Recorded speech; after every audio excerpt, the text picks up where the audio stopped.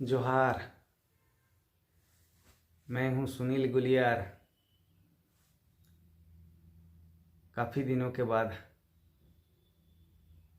फिर से मैं वीडियो बना रहा हूं। आज मैं एक नई पुस्तक के साथ मैं आप लोगों के सामने हाजिर हूं।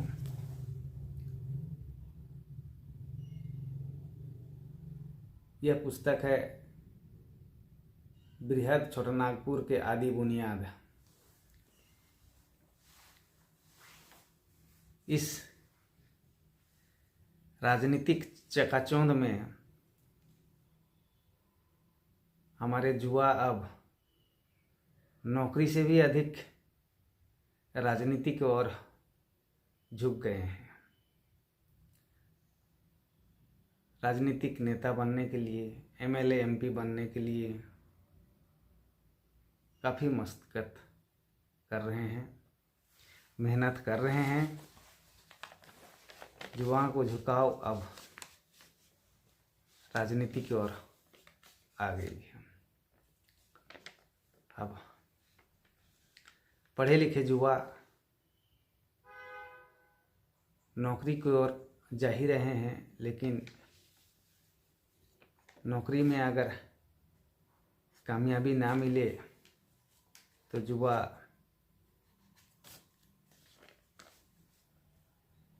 राजनीति की ओर झुक जा रहे हैं। इसलिए योग्यता के आधार पर युवाओं को अगर नौकरी नहीं मिलती है तो ये असंतुष्ट हो जाते हैं और नौकरी छोड़कर भी राजनीति की ओर झुक रहे हैं। ये जो पुस्तक मैंने संग्रहित की है, यह पढ़े लिखे समस्त राजनीतिकों के लिए भी है और पढ़े लिखे छात्र युवाओं के लिए भी है जो राजनीति करने की इच्छा रखते हैं। उन्हें तो झारखंड के बारे में तो जानना ही होगा और झारखंड के आदिवासियों के बारे में भी जानना होगा।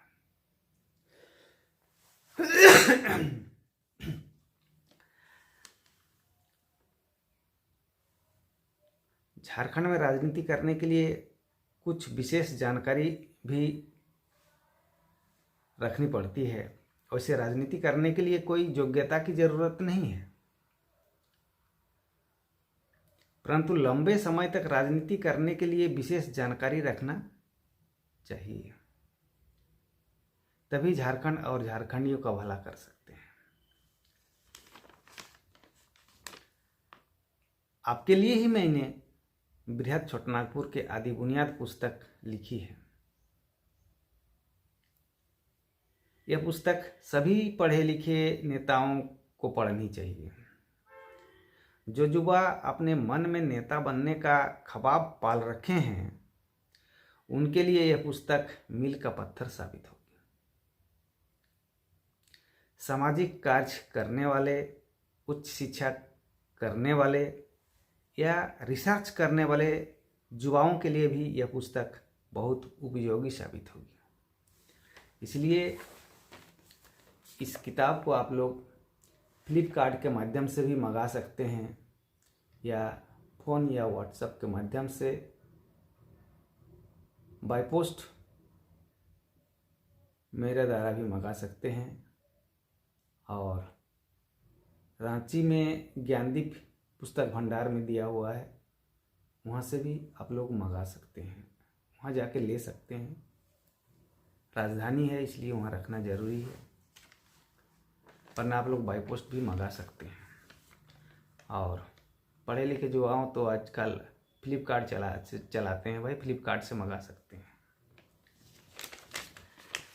सामाजिक कार्य करने वाले के लिए यह पुस्तक बेहद ज़रूरी है। यह पुस्तक survey report, gazetteer, notification, regulation act archaeological evidence, संवैधानिक विश्लेषण, ऑथेंटिक जर्नल, रिसर्च रिपोर्ट, ऐतिहासिक पुस्तक, हाईकोर्ट तथा सुप्रीम कोर्ट के जजमेंट तथा टिप्पणियों के साथ संग्रहित की गई है। यह बहुउपयोगी पुस्तक सामाजिक, राजनीतिक, जनजाति संबंधी शोधकर्ताओं एवं जनजाति रूढ़ि संबंधी जानकारी रखने वाले अधिवक्ताओं एवं छात्रों के लिए भी जरूरी पुस्तक है। इसलिए इस बृहद छोटानागपुर के आदि बुनियाद पुस्तक को आप लोग मंगा लें।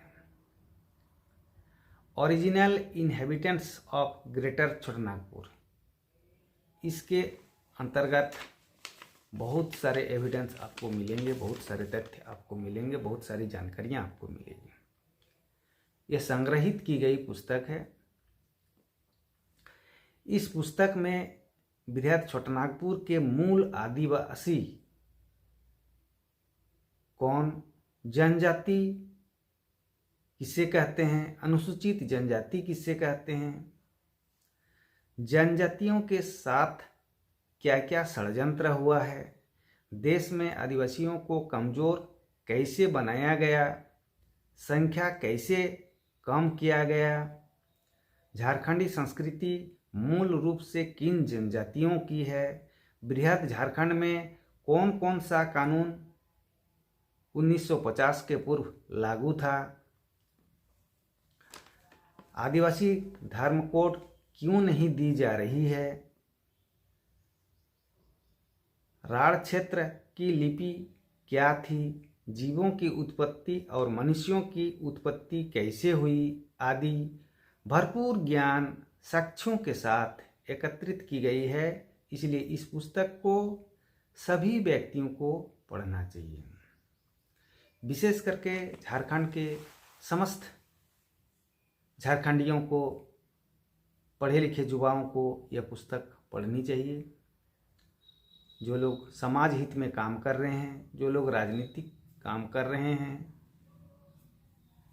जो लोग उच्च शिक्षक ग्रहण कर रहे हैं, जो लोग रिसर्च कर रहे हैं, उन समस्त लोगों के लिए यह पुस्तक बहुत ही फायदेमंद साबित होगी। इसलिए आप सबों से आग्रह है, निवेदन है कि इस पुस्तक को लेने के बाद समस्त इसके चैप्टरों को पढ़ें, अंत तक पढ़ें।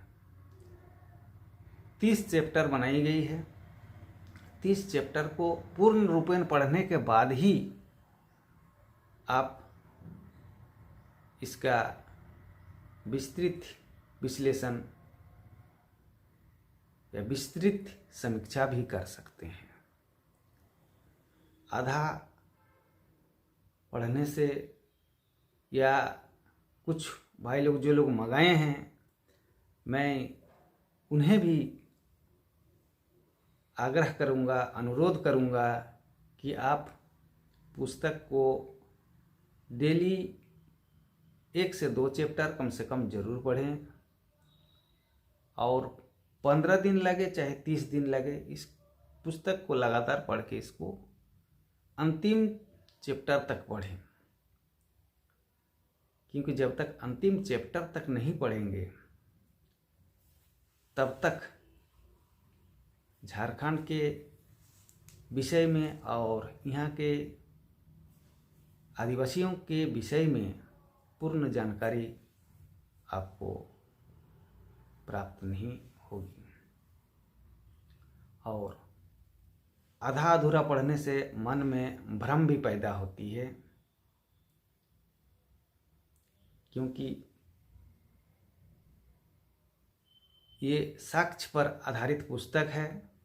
इसलिए इस पुस्तक को एक बार में अगर समझ नहीं आए तो 2 बार पढ़िए, 3 बार पढ़िए। किसी भी चैप्टर को एक बार में अगर क्लियर नहीं होता है तो 2 बार 3 बार पढ़िए, उसको पढ़ के नोट कीजिए, साक्ष्य देखिए, साक्ष्य की खोज कीजिए और इस पुस्तक को जो भी इस पुस्तक से जो भी ज्ञान मिलती है आपको, और लोगों को भी बताएं, उन्हें जानकारी दें कि झारखंडियों के साथ और ट्राइब लोगों के साथ क्या क्या षड्यंत्र हुई है। विशेष करके कुर्मी ट्राइब के साथ क्या क्या षड्यंत्र हुआ है, जमीन कैसे लूटी गई है और इनका अस्तित्व को खतरे में कैसे डाला है। इस पर पूरा पुस्तक पढ़ने के बाद ही आप दूसरों को बता सकते हैं, समझा सकते हैं और एक दिशा दे सकते हैं कि अगला कदम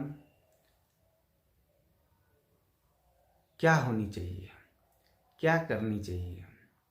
आदिवासियों को इस देश में अपना अस्तित्व बचाने के लिए, कुर्मियों को अपना अस्तित्व बचाने के लिए, अपना जमीन, जंगल, जल बचाने के लिए आगे क्या करना चाहिए, इस पर आप तभी सही ढंग से बता पाएंगे और आगे के लिए सोच भी सकते हैं कि हमें क्या करना चाहिए। और आप लोगों को जो भी समझ में आया अब तक, इस पुस्तक को लेने के बाद, पढ़ने के बाद जो भी समझ में आया, कृपया मेरे व्हाट्सएप में या मेरे मैसेंजर में आप लोग बताने का कष्ट करेंगे। अगर कुछ भी इसमें थोड़ा बहुत त्रुटि रह गई है तो मैं इसे सुधारने की कोशिश करूँगा। नहीं कह के मैं इस वीडियो को समाप्त करता हूँ। धन्यवाद। जोहार, सबको जोहार। कृपया आप अपने साथियों को भी बताएं और इस विद्यार्थी छोटानागपुर के आदि बुनियाद पुस्तक को मंगाने के लिए प्रेरित करें, पढ़ने के लिए प्रेरित करें। फिर से यही मेरा अनुरोध, आग्रह है कि आप अपने साथियों, पढ़े लिखे लोगों को बताएं ये पुस्तक झारखंड और यहाँ के जनजातियों के साथ क्या क्या षड्यंत्र हुई है, समस्त चीज़ इसके अंतर्गत समाहित है। इसे पढ़ने के लिए कहें और जनजातियों का अधिकार सुरक्षित रहे, इसलिए इसे मंगाने के लिए कहें। जोहार। फिर से एक बार सबको जोहार।